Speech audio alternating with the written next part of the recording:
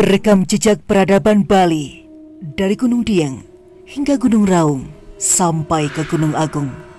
Bersama saya Certapakan Selobi Omnivora hanya di Selobi Omnivora Channel. Data selengkapnya untuk Anda.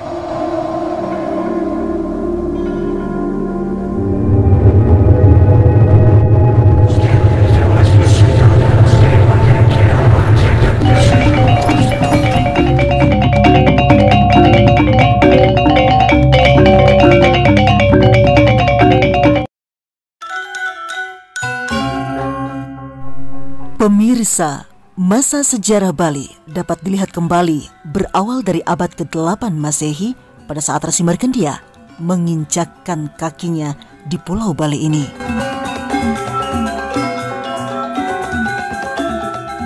Resi Markandia adalah seorang pendeta Hindu Siwa Tattwa yang merupakan aliran yang diyakini oleh mayoritas masyarakat India pada saat itu, terutama di tempat asal beliau, yaitu di India Selatan.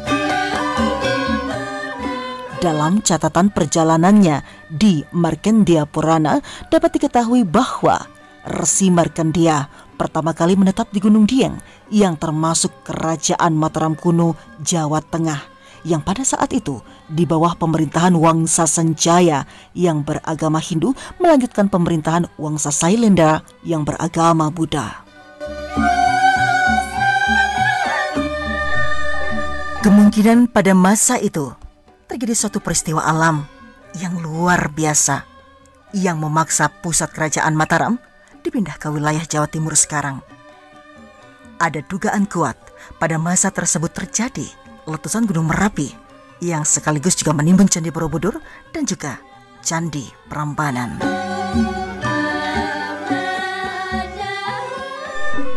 Barangkali hal itulah yang menyebabkan Resi Markandeya juga berpindah ke arah timur, mengikuti pergerakan para penganut agama Hindu ke arah Jawa Timur yang kelak membentuk kerajaan Medang Kemulan yang didirikan oleh Empu Sindok.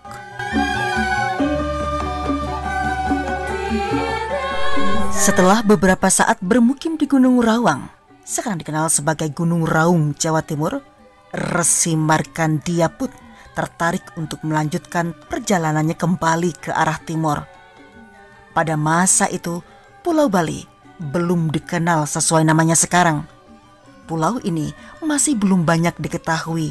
Sebagian pelaut mengira Pulau Bali merupakan sebuah pulau yang memanjang, yang menyatu dengan apa yang kita kenal sekarang sebagai Kepulauan Nusa Tenggara.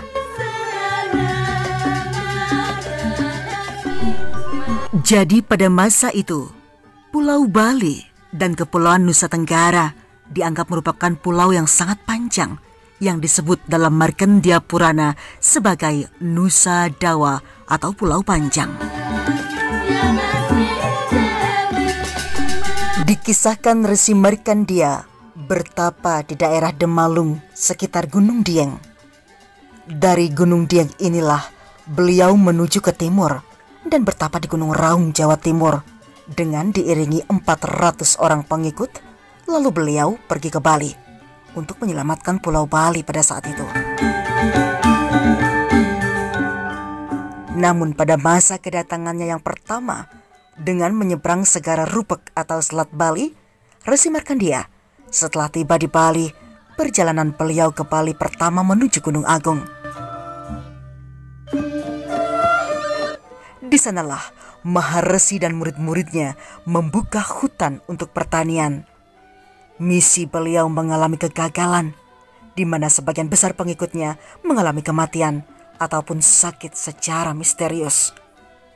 Beliau merasakan bahwa aura misterius sangat kuat menguasai Pulau Bali ini, sehingga beliau memutuskan untuk kembali ke Gunung Raung dan bermeditasi atau puja wali untuk meminta petunjuk agar bisa selamat dalam perjalanan ke Bali berikutnya.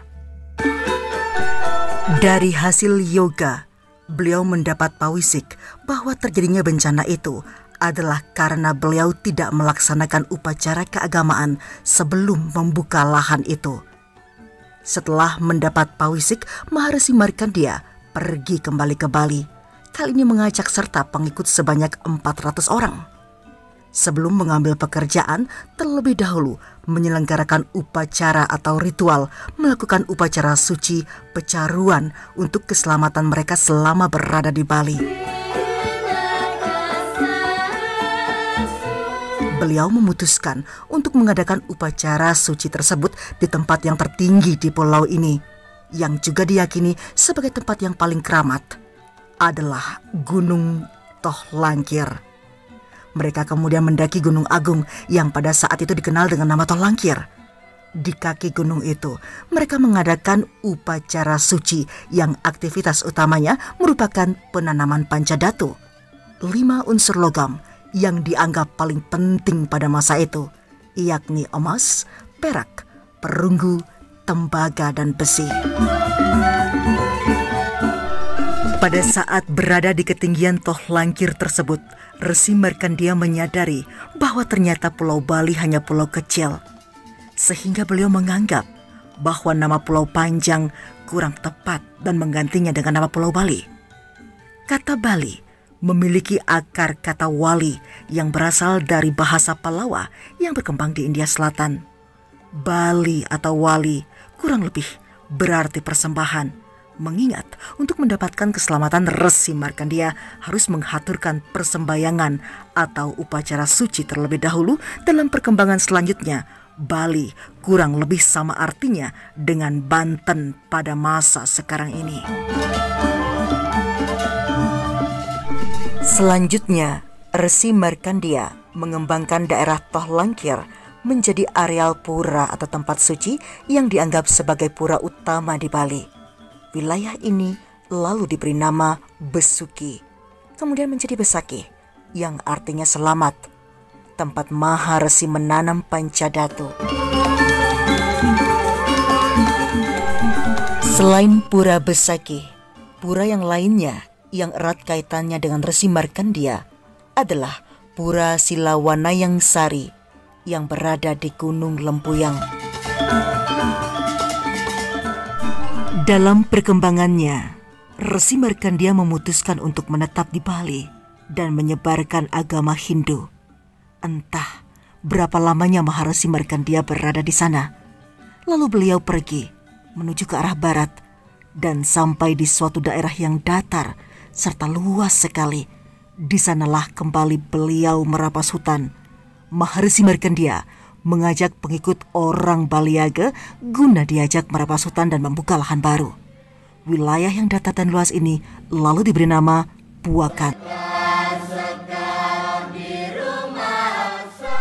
Setelah berhasil menunaikan tugas merabas hutan, maka tanah lapang itu dibagi-bagikan kepada para pengikutnya guna dijadikan sawah, ladang, serta berbagai pekarangan rumah. Kini lokasi itu bernama Desa Puakan, Tarukaje, Kecamatan Tegalalang, Kabupaten Gianyar. Kemungkinan dari kata Puakan ini menjadi Suakan dan terakhir menjadi Subak. Di tempat ini, Resi Markandeya menanam jenis-jenis bahan pangan. Semuanya bisa tumbuh dan menghasilkan dengan baik. Oleh karenanya, tempat itu juga disebut Sarwada yang artinya serba ada. Keadaan ini bisa terjadi karena kehendak sang yogi, kehendak bahasa Balinya kahyun atau adnyana, dan dari kata kahyun menjadi kayu. Kayu bahasa Sanskertanya taru kemungkinan menjadi taro. Taro adalah nama wilayah ini kemudian. Di wilayah Taro ini, sang yogi mendirikan sebuah pura, kemudian menjadi kenangan terhadap peseraman beliau di Gunung Raung. Puranya sampai sekarang menjadi Pura Gunung Raung. Setelah itu, Resi Markandeya kemudian bersemedi. Dalam semedinya menemukan satu titik sinar terang. Selanjutnya, Resi Markandeya menelusuri sinar yang ditemukan dalam peryoga sampai pada satu tempat yang agak tinggi ditumbuhi hutan lebat. Dan pada tempat Resi Markandeya melakukan yoga semadi itu, berdirilah sebuah pura yang dinamakan Pura Puja Payogan, yang artinya tempat Maharesi beryoga. Dataran perbukitan yang dipenuhi dengan pohon-pohon besar dan lebat, sehingga menjadikan tempat itu sangat baik untuk melakukan yoga dan semadi. Keutamaan tanah di sekitar pura Puncak Payogan membuat Sang Maharesi lama berdiam di Payogan, mengajarkan banyak ilmu tentang alam dan spiritual yang tinggi. Dalam perjalanan sejarah Maharesi Markandeya, selepas dari pura Puncak Payogan masih dalam proses penyebaran agama Hindu, beliau tiba di sebuah lereng atau bukit kecil yang memanjang ke arah utara dan selatan. Bukit ini diapit oleh dua buah sungai yang berliku yang mirip seperti dua ekor naga. Sungai yang berada di sebelah barat bernama Sungai Wos Barat, sedangkan yang berada di sebelah timur bernama Sungai Wos Timur. Kedua Sungai Wos Barat dan Wos Timur bertemu menjadi satu di sebuah lokasi yang disebut dengan Campuhan. Di Campuhan inilah Resi Markandeya mengadakan tempat pertapaan dan beliau mulai merampas hutan untuk membuat pemukiman dan membagikan tanah pertanian bagi para pengikutnya. Dengan demikian, sempurnalah yoga sang resi dengan ditandai mulainya kehidupan masyarakat di desa ini, dengan dianugerahnya tanah untuk pertanian sebagai sumber kehidupan di tempat itu. Sebutan Wos untuk kedua sungai yang telah bercampur dan melekat menjadi nama desa atau pemukiman pada zaman itu. Sedangkan nama sungai sesuai dengan maknanya, sesuai dengan isi lontar Markandeya Purana. Wos ngaran Usadi, Usadi ngaran Usada, dan Usada ngaran Ubat. Dari kata Ubat ini ditranskripsikan menjadi Ubud. Tepatnya di Campuhan Ubud, Resi Markandeya mendirikan tempat suci Pura Gunung Lebah. Pura ini dibangun sebagai tempat sang yogi melakukan penyucian diri dari segala malapetaka atau tempat pengelukatan dasamala dalam buana tattwa Maharesi Markandeya. Berikutnya, Resi Markandeya pergi ke barat dari Payogan itu. Sampai di sana juga membangun sebuah pura yang diberi nama Pura Murwa dan wilayahnya diberi nama Pahyangan yang sekarang menjadi Payangan. Orang-orang jaga, murid sang yogi menetap di desa-desa yang dilalui. Mereka bercampur dan membaur dengan orang-orang Bali asli. Mereka mengajarkan cara bercocok tanam yang baik, menyelenggarakan yatnya seperti yang diajarkan oleh Resi Markandeya. Dengan demikian, agama Hindu pun dapat diterima dengan baik oleh orang-orang Bali asli itu bercampur dengan orang-orang Aga. Dari tinjauan sejarah, tidak banyak peninggalan tertulis dari Resi Markandeya selain daripada lontar Markandeya Purana tersebut dan pura-pura peninggalan beliau itu. Baik pemirsa, demikianlah rekam jejak sejarah peradaban Bali dari Gunung Dieng hingga ke Gunung Raung sampai Gunung Agung di Bali. Semoga informasi ini bermanfaat untuk seluruh pemirsa yang setia menyaksikan Selobi Omnivora Channel pada kesempatan kali ini. Akhir kata, saya Jurtapakan Selobi Omnivora. Terima kasih dan sampai jumpa.